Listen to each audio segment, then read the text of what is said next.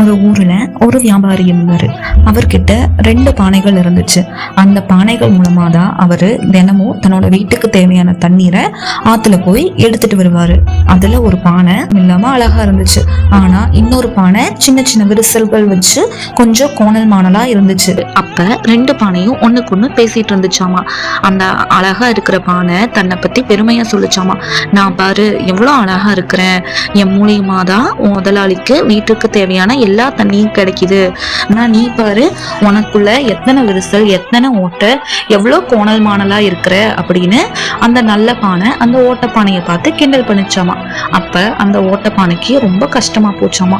நம்மளால இவருக்கு எந்த பிரயோஜனமும் இல்லை, கடவுள் ஏன் நம்மளை இப்படி படைச்சாரு, எவ்வளோ கோணல் மாணலா இருக்கிறோம், நம்ம எவ்வளோ விரிசல் நம்ம கிட்ட அப்படின்னு ரொம்ப மனவேதனைப்பட்டுச்சாமா. அப்ப அந்த வியாபாரி அந்த பானை கிட்ட சொன்னாராமா சிரிச்சுக்கிட்டே, நீ ஏன் வருத்தப்படுற?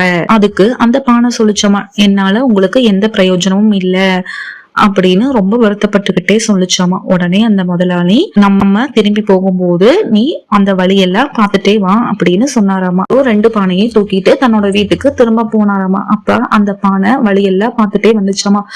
வழி முழுக்க நிறைய செடிகளும் மரங்களும் பூக்களுமா அந்த இடமே ரொம்ப அழகா இருந்துச்சாமா. இப்ப வீட்டுக்கு வந்த முதலாளி 2 பானையும் இறக்கி வச்சுட்டு அந்த பானை கிட்ட சொன்னாராமா, வழியெல்லாம் பார்த்துட்டு வந்து இந்த வழி முழுக்க இந்த செடிகள் வளர்றதுக்கு காரணம் நீதான், நீ ஓட்டையா இருக்கிறேன்னு எனக்கு நல்லா தெரியும். அதனாலதான் நான் ஒரு பக்கம் ஃபுல்லா நிறைய விதைகளை போட்டு வந்த உன்னை டெய்லியும் அந்த ஒரு பக்கமா தான் தூக்கிட்டு வருவேன். உன் மூலியமா விழுந்த தண்ணினாலதான் இன்னைக்கு இவ்வளவு பெரிய நந்தவனமே உருவாகி இருக்குதுன்னு அந்த முதலாளி அந்த பானை கிட்ட ரொம்ப பெருமையா அதை பத்தி சொன்னாராமா.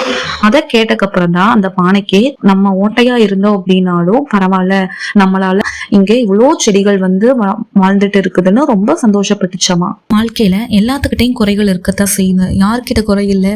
அந்த பானை தான் ஓட்டையா இருக்கும்னு வருத்தப்பட்டுச்சு. அதே ஓட்ட பானை கிட்ட அந்த முதலாளி என்ன சொன்னாரு, நீ ஓட்டையா இருக்கிறனாலதான் உன் மூலியமா இங்கே ஒரு நந்தவனமே உருவாச்சு. சோ என்னைக்குமே வந்து நம்ம கிட்ட இருக்க குறைகளை என்னைக்கும் குறையாவே நினைக்காதீங்க. எல்லாத்துக்கிட்டையும் ஒரு குறைகள் இருக்குது. நிறைவான மனுஷங்கன்னு யார் இருக்கா சொல்லுங்க? அவங்க கிட்ட இருக்கிற குறைகளை கண்டுபிடிச்சவங்க அதை எப்படி நிறைகளா மாத்தணுங்கிற வழியை தேடி பிடிச்சாங்க. அதனால அவங்க வாழ்க்கையில நல்லா இருக்கிறாங்க. அதே மாதிரி உங்ககிட்ட இருக்கிற மைனஸை பிளஸ்ஸா மாத்துற வழியை கண்டுபிடிங்க, உங்க வாழ்க்கையும் ரொம்ப நல்லா இருக்கும். இந்த கதை உங்களுக்கு பிடிச்சிச்சுன்னா நம்ம சேனலை லைக் பண்ணி சப்ஸ்கிரைப் பண்ணுங்க.